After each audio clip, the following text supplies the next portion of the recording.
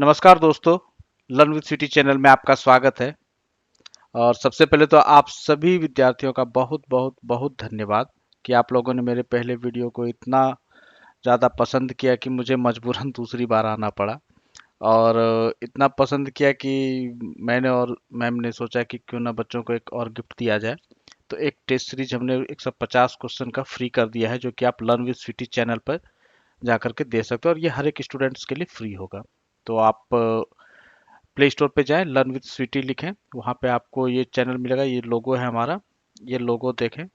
तो इस लोगो पे जो भी ऐप आ रहा है उसको डाउनलोड करें, अपना रजिस्ट्रेशन करें, और उसके बाद आप टेस्ट वहाँ पे दे सकते हैं। वहाँ पे हर एक सप्ताह आपको एक टेस्ट फ्री मिलेगा। ठीक है, तो चलिए आज शुरू करते हैं हम लोग दूसरा गद्यांश।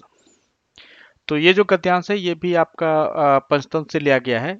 और सबसे अच्छी बात क्या है कि ये जो मैं पीवाईक्यू करा रहा हूँ ना, पीवाईक्यू 29 जनवरी का गद्यांश है।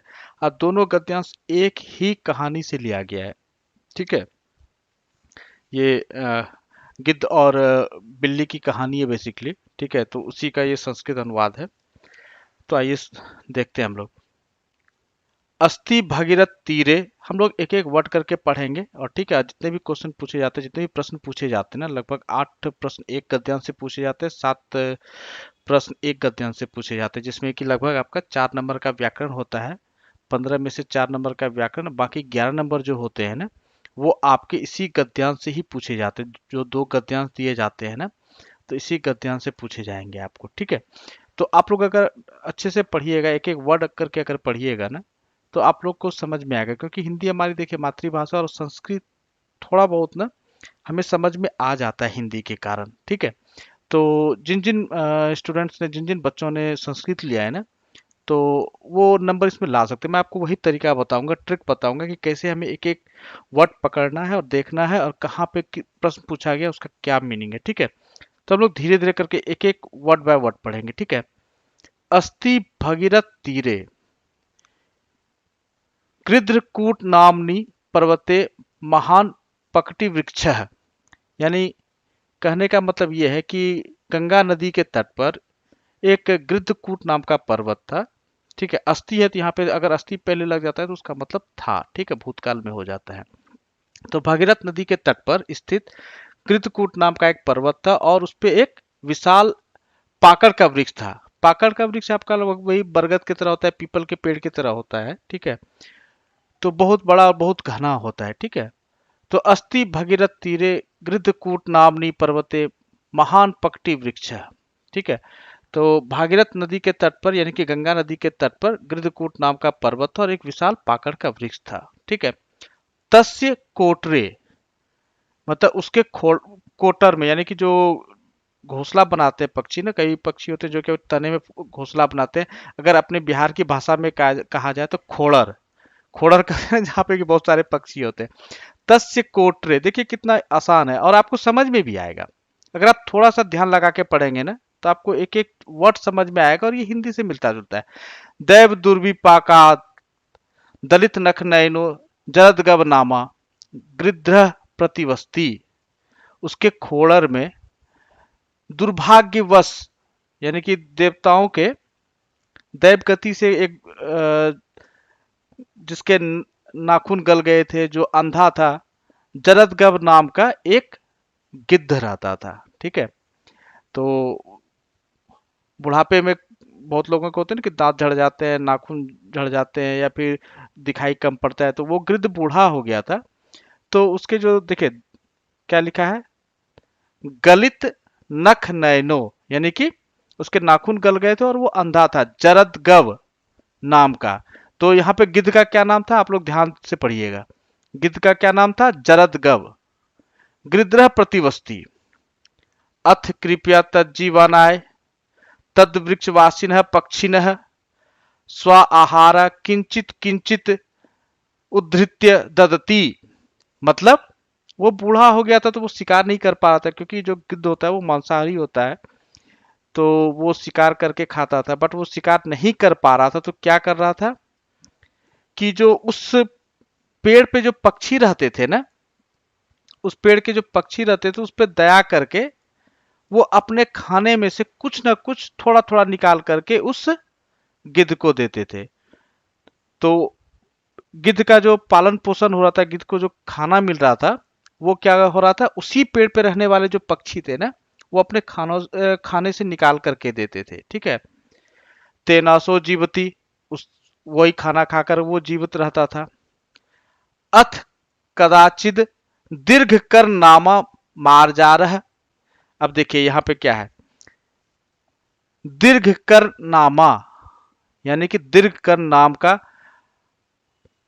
मार्जारः। मार्जारः मतलब होता है बिल्ली, जो बिल्ला होता है ना, उसको मार्जरह कहा जाता है। ठीक है।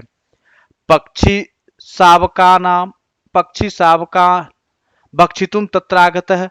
पक्षी शावकान भक्षितुम तत्रागतः मतलब हुआ कि पक्षियों के जो बच्चे होते हैं ना, उसको खाने के लिए, क्योंकि वो भी शिकार करना चाहता था, तो पेड़ पे जो पक्षी रहते थे उनके जो बच्चे होते थे उनको खाने के लिए वहां पर आया। ठीक है। तत् अस्तमायांतम दृष्ट्वा पक्षी शावकैर भयार्थे कोलाहल कृतः। मतलब उस बिल्ले को देख करके ना, जो पक्षियों के बच्चे थे ना, वो जोर जोर से हल्ला करने लगे। होता क्या है कि जब भी कोई खतरा होता है ना, तो पक्षी इसी तरह से आसपास सबको बताते हैं कोलाहल करके कि भाई खतरा आ रहा है। तो जैसे उस बिल्ले को देखा, दीर्घकर नाम का जो बिल्ला था उसको देखा, तो पक्षी के जो बच्चे थे ना, वो कोलाहल करने लगे। तत्श्रुत्वा जरद गवनोक्तम, उसको सुनकर के जो जरदगव नाम का जो गिद्ध रहता था वहां पर, जिसका पालन पोषण जो था वो वहां के रहने वाले पशु पक्षी अपने खाने में से करते थे ना, वो पूछता, कोय मायाती, कौन आया। दीर्घ कर्णो गृधम अवलोक्यम स्वभयमाह। दीर्घकर नाम का जो बिल्ला था ना, उसने जब वो बूढ़े गिद्ध को देखा तो भय से उसने बोला, हा अतो अस्मि, अरे मैं तो मारा गया। क्योंकि उससे तो ज्यादा बड़ा ही था गिद्ध जो था, अब वो शिकारी भी था, तो उसको देख करके बिल्ला तो डर ही गया।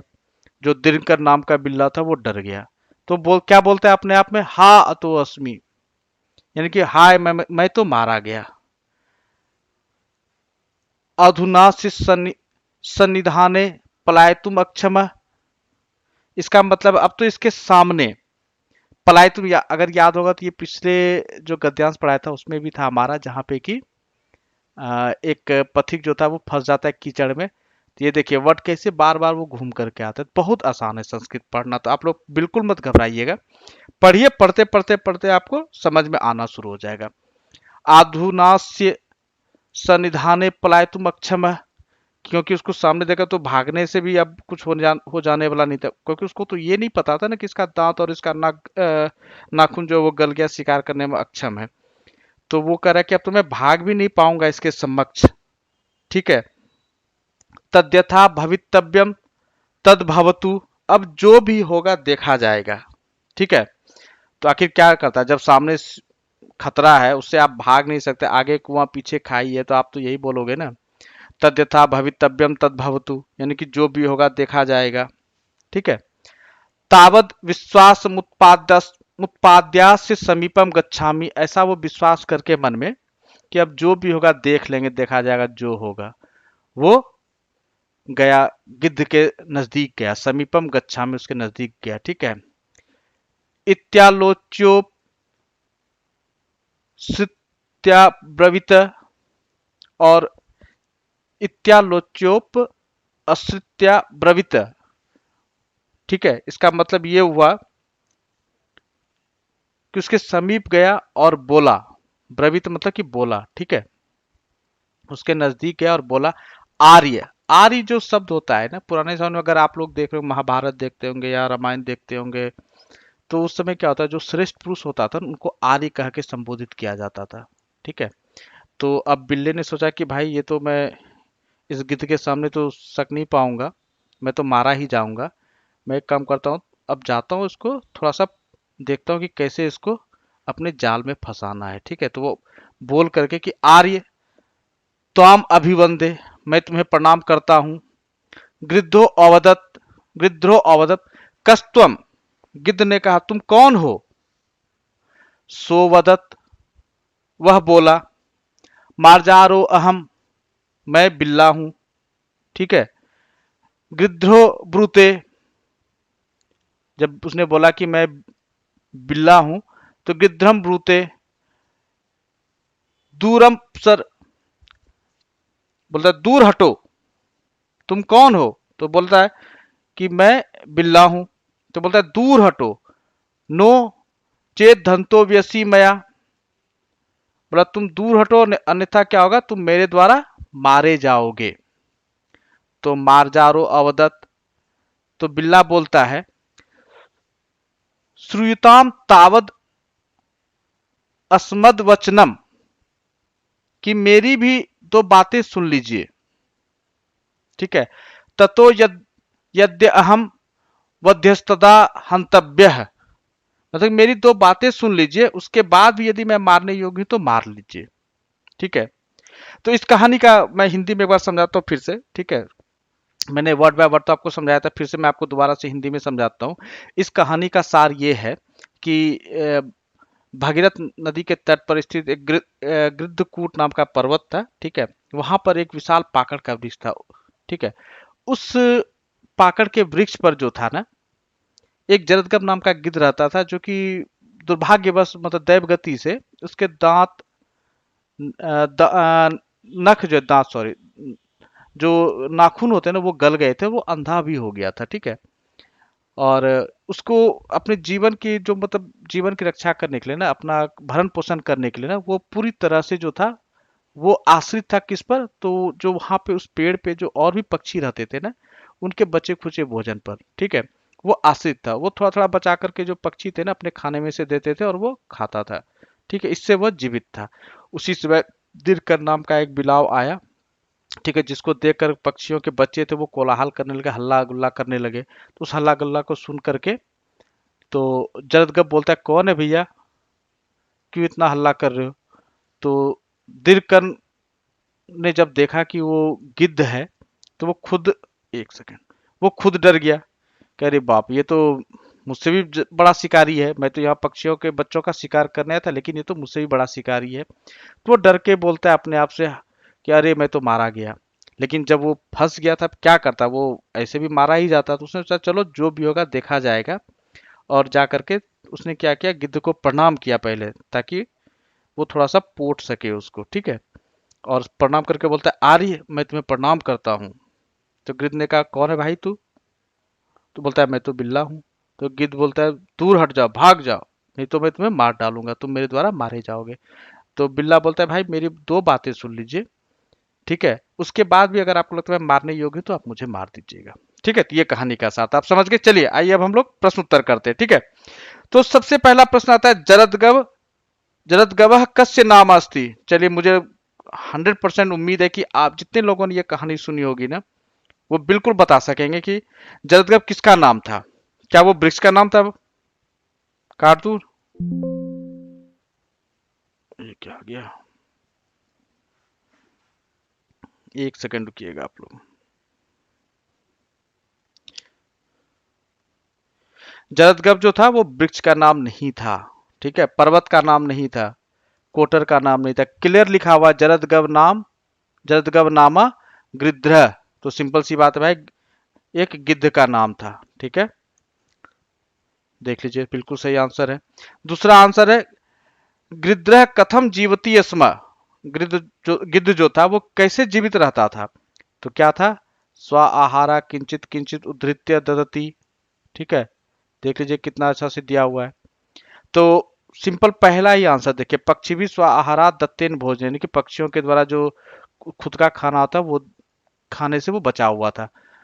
वो इतना बूढ़ा था, क्या वो जाता किसी का शिकार करे? तो ये नहीं होगा। पक्षियों के शावक का वो रक्षा ही करता था। अगर आप पूरा कहानी पढ़ेंगे तो इस कहानी में यही था कि वो पक्षियों का जो खाना मिलता था उसके बदले वो पक्षियों के बच्चों का रक्षा करता था।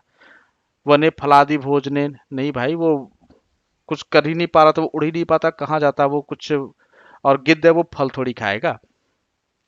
तो दूसरा का आंसर हो गया हमारा पक्षी भी स्वाहारात दत्तेन भोजनेन। ठीक है। कोई दिक्कत है आप लोग को समझने में, किसी भी तरह की प्रॉब्लम हो रही है? अगर नहीं हो तो मैं यही कहूंगा कि आप लोग प्लीज ध्यान से पढ़िएगा, बिल्कुल आपको समझ में आएगा। ठीक है। चलिए तीसरा क्वेश्चन देखते हैं। तीसरा क्वेश्चन है दीर्घ कर्ण इति कस्य नाम आसीत।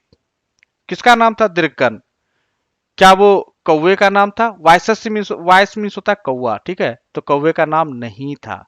क्या वो लोमड़ी का नाम था? नहीं, लोमड़ी का नाम भी नहीं था। सिंपल लिखा हुआ। क्या वो गिद्ध का नाम था? नहीं, गिद्ध का नाम जरदगव था। तो किसका था?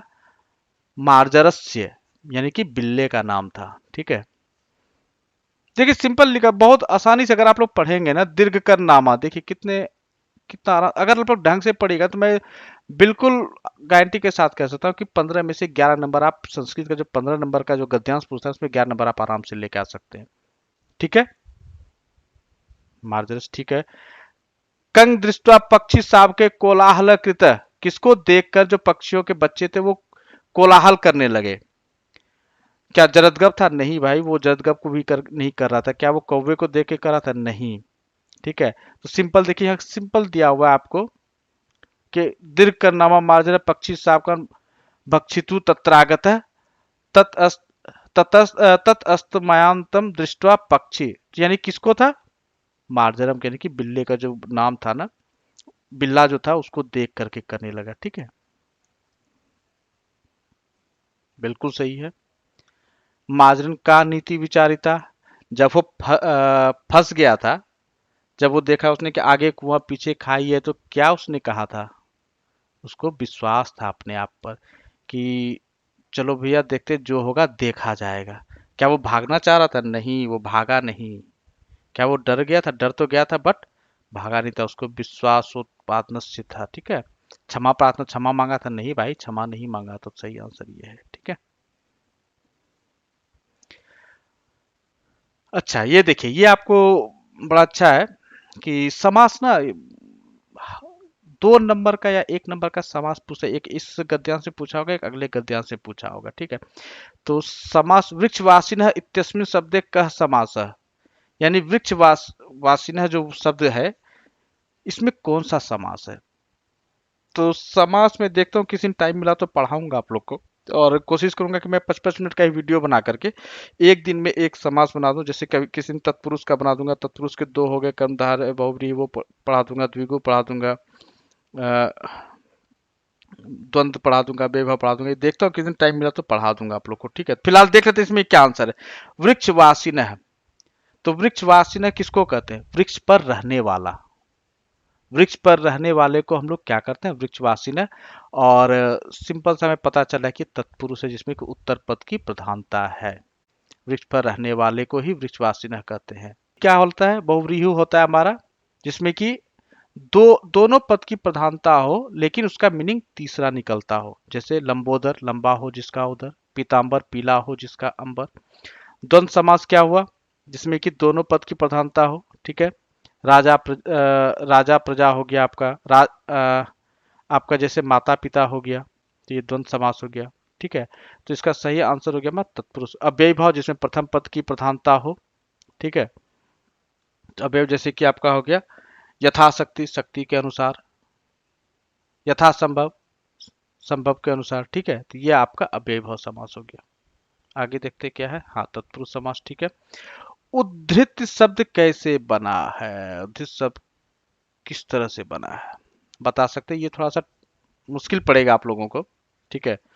और मैं आप लोग को बताऊं, इसमें बहुत सारे रूल्स रेगुलेशंस होते हैं संस्कृत में। मैं फिर से कहूंगा कि आप लोग संस्कृत के ग्रामर में मत जाइए। 1 नंबर 2 नंबर के लिए इतना ज़्यादा पढ़ने की जरूरत नहीं है, ठीक है। तो देखिए, जो नहीं पढ़ा वो इसको आंसर कर देंगे, जबकि ये गलत है। उत्धृत्य, उत उपसर्ग है, ध्री धातु है, त्य प्रत्यय नहीं, त्य कोई प्रत्यय नहीं होता है, क्यप कोई प्रत्यय नहीं होता है, न्यत कोई प्रत्यय नहीं होता है। तो उत्धृत्य जो है ना, इसका जो सही शब्द जो बना है तो उत उपसर्ग से बना है, ह्रिय धातु से बना है, और लेप प्रत्यय से बना है, ठीक है। वैसे भी जो लेप प्रत्यय होता है ना, लेप प्रत्यय उसी शब्द में लगता है जिसके लास्ट अंत में य होता है, ठीक है। तो ये ध्यान रखिएगा। अगर ये ध्यान रखिएगा, मुझे लगता है कि 1 आध नंबर इसमें भी आ ही सकते हैं आपको। तो जहां भी आपको लगे ना इस तरह के वर्ड है उद्धृत्य, ठीक है, तो उसका मतलब भी हो जाएगा उत प्लस री प्लस ल्यप। ल्यप में क्या होता है? सिर्फ य रह जाता है, बाकी साइलेंट हो जाता है। तो लास्ट में किसी वर्ड के लास्ट में, जैसे आगम्य, ठीक है, इसमें भी वही होगा, आपका लेप प्रत्यय हो जाएगा। तो ये याद रखिएगा। इसमें ज़्यादा दिमाग लगाने की जरूरत नहीं, क्योंकि इसके लिए बहुत पढ़ना पड़ेगा आपको। उसके लिए आपको 1 महीने 1.5 महीने पढ़ने की जरूरत नहीं है, 2 महीने के बाद एक एग्जाम है। तो ये याद रखिएगा, जिस भी शब्द के अंत में य होगा, ये देखिए य, उसके उसके इसमें प्रत्यय जो लगेगा ना, वो लेप प्रत्यय लगेगा, ठीक है, ये याद रखिएगा। चलिए, इसके बाद भी हमारा दूसरा भी देखिएगा ना, तो ये अच्छा आयंतम, एक और शब्द, एक और प्रश्न रह गया था, माफ कीजिएगा। आयंतम इतस्य स्थाने कोपरः शब्द प्रयुक्तुम शक्यते। जो आयंतम शब्द प्रस्तुत किया गया, किसके स्थान पे किया गया है? ठीक है, क्या वो भागने के लिए किया गया? नहीं भाई। क्या वो चलने के लिए किया गया? नहीं। आगच्छतम, आने के लिए कहा गया है, ठीक है। हाँ, ये सही आंसर है आपका। इसके बाद जो दूसरा गद्यांश में पूछा गया था ना, ये गृदो ब्रूते, तो ये सारा इसी का कहानी का दूसरा भाग है, बट ये दूसरा गद्यांश। तो आज हम यहीं पे खत्म करेंगे। आज मैंने आपको 8 प्रश्न पढ़ाए हैं। 8 प्रश्न में से इसमें से 7 मार्क्स आप आराम से ला सकते हैं। बाकी 1 मार्क्स जो मैंने आपको बोला व्याकरण के जो प्रत्यय के लिए पूछा गया था ना, उपसर्ग प्रत्यय वाला था ना, वो थोड़ा सा आपको ज़्यादा पढ़ना पड़ेगा, ठीक है।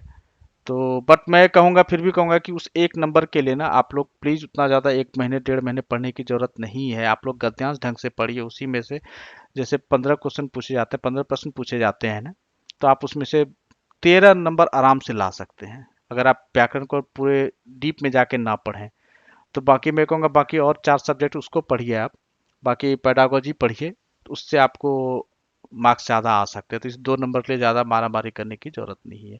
तो 15 में से 13 नंबर लेकर आइए, तो ये भी अच्छा ही है आपका, ठीक है। इसको पढ़िए। चलिए, तो आपको कैसा वीडियो लगा, आप लोग अपना फीडबैक जरूर दीजिएगा, ठीक है। तो चलिए, मिलते हैं फिर अगले गद्यांश पे। देखता हूँ कि अगर रविवार को टाइम मिला तो फिर से मैं क्लास लूंगा। चलिए दोस्तों, थैंक यू वेरी मच।